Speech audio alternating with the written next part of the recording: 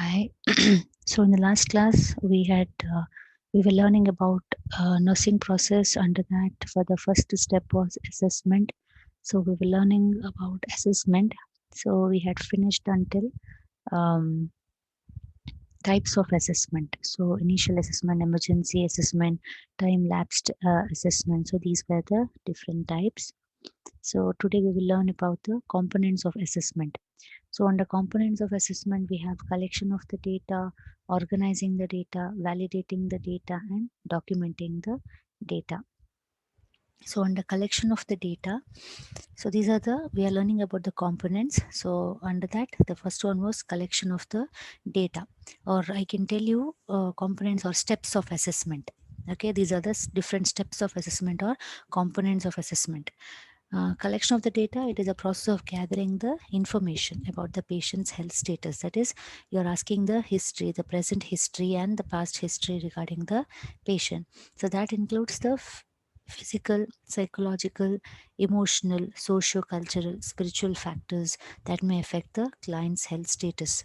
It also includes the past health history of the client regarding the allergies, past surgeries, chronic diseases, use of folk healing methods, different kind of healing methods, whatever they have used, and present problems of the client regarding pain, nausea, vomiting. Okay, these are the different data that is collected. Now, what are the types of the data? Okay, under the data, what are the different types of data that you collect? That is subjective data as well as the objective data. Now, this is a very much important thing that you have to understand.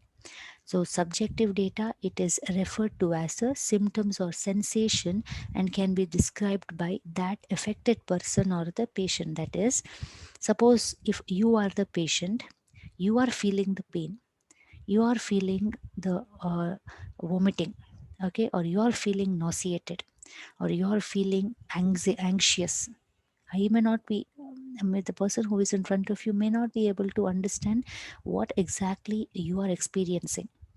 So, only the person who is experiencing can only express that um, problem. So, that is the subjective data, like pain, itching, tinnitus, feeling of worry. These are the subjective data. The person or the patient will explain to you in his own language. Okay, like pain, itching. These are the simple common man words. So these are the subjective data. Feeling of worry. Feeling of worry is nothing but anxiety. Okay, in your language it is anxiety, or in medical language we express it as anxiety, but he may not say anxiety. He might tell you feeling of worry. I am worrying. Okay, I'm getting scared. Okay, I'm having pain, I'm having itching, these kind of things.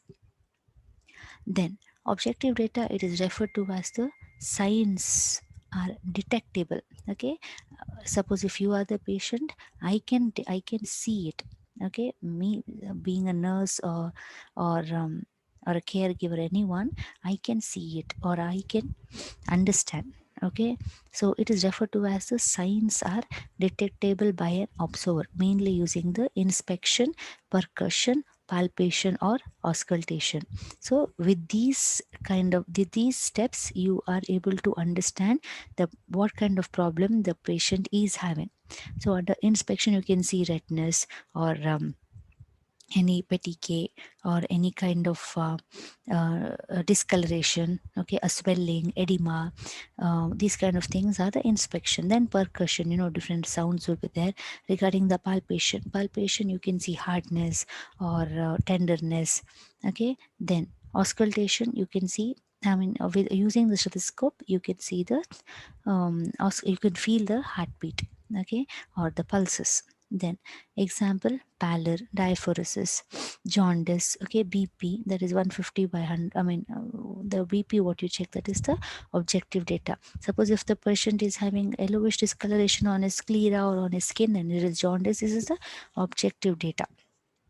Okay, so I hope you have understood regarding the subjective as well as the objective data. Then methods of data collection.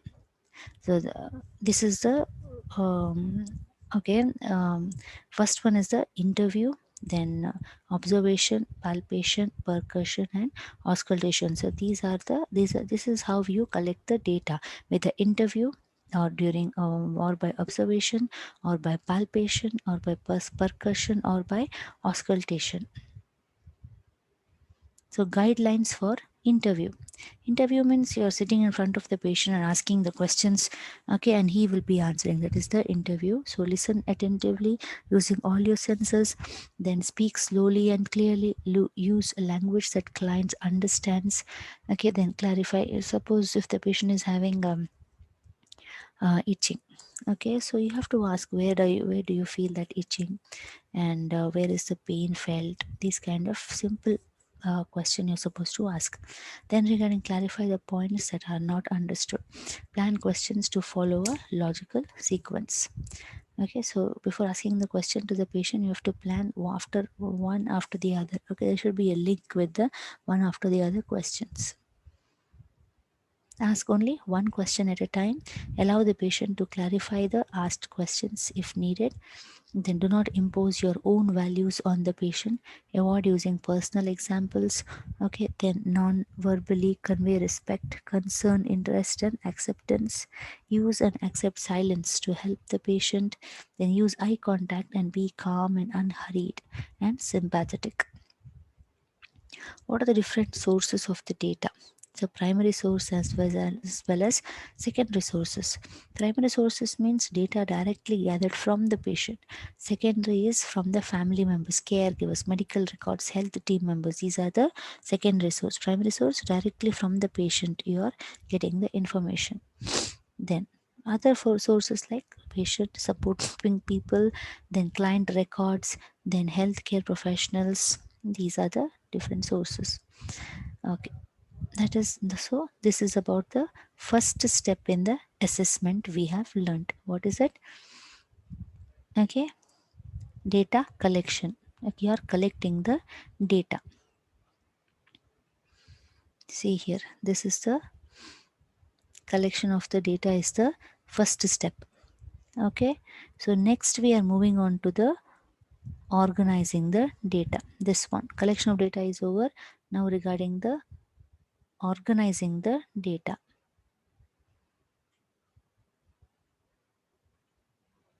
Organizing the data. So it uses a written or computerized format that organizes assessment data systematically. So after collecting the data, you will systematically format it. Okay, to organize the data. So nurse organize the information into the meaningful cluster. So the patient might give number of information, so you have to concise it and put it in a meaningful cluster or in a sequential manner. A cluster is a set of signs and symptoms that are grouped together in a logical order. Example, self-care need. Next is the physiological need.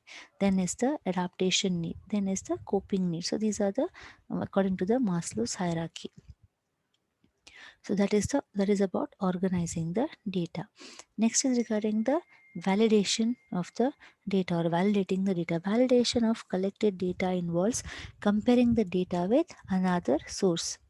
So validation is the act of double checking or verifying data to confirm that they are accurate or factual. Okay, you are validating it. So once collected, you are again going and verifying whether it is actual or actual or not. So what is the purpose of validation? So you should to ensure that data collection is complete, ensure that objective and subjective data agree, then obtain additional data that may have been overlooked, avoid jumping to conclusion, then differentiate the cues and inferences. Okay, so ensure the data has been collected and it is complete. Ensure that objective and subjective data agree. So whatever you have collected and whatever the patient is telling, whether the data are interrelated, whether there is a relationship between these two data. Then obtain the additional data that may have been overlooked. Okay, if you have got the data, you should also obtain the other data, okay, that have been overlooked. Then avoid jumping to conclusion. So slowly when you're collecting the data, don't go to conclusion suddenly. Okay, you should um, collect more and more amount of data from the patient. Okay, because there are possibilities that the patient might tell which is not true. You may not know. So you should always sometimes the patient, due to anxious, he might say I'm having stomach pain or I'm having vomiting. Okay, most of the time during the exam time, students will suffer from these kind of problem because they are very much anxious regarding the exam. They will give number of reasons, okay, just to cover up that anxiousness. So being the nurse and being the medical professional, we should always be aware of all these things. Then avoid jumping to conclusion. Differentiate cues and inferences. Okay, next is regarding the steps in validation. Deciding, okay, whether the data require validation, then determining ways to validate the data, then identifying areas where data are missing. Failure to validate data may result in premature closure of assessment or collection of inaccurate data. Okay, so this is about the steps in validation. Deciding whether the data require validation, determining the ways to validate the data. When the validation is required, you have to determine different ways to validate the data, and let verifying things. Okay, then identifying areas where the data are missing. You have to check whether where the data is not connecting. Okay, then failure to validate data may result in premature closure of assessment or collection of inaccurate data. So if you are not able to validate, that means there is a inaccurate data collection. Next is regarding the documenting the data. So after collecting the data, you are organizing the data. After organizing the data, you are validating the data. So the last one is regarding the documenting the data. This is to you complete the assessment phase. The nurse records the patient's data. It's nothing but the nurse is recording the data, whatever has been collected. Then accurate documentation is essential and should include all the data collected about the patient's health status. So data are recorded in a factual manner and not interpreted by the nurse. Okay, that means whatever data is been collected, it has to be factual, not what you have not you're not recording what you have understood. You are recording what the patient has told you, and what by inspection whatever you have found it, you are writing it, not according to your idea. Okay, then for example, the nurse records the patient's breakfast intake, objective data as coffee, that is 200 ml, and all these things, rather than appetite good.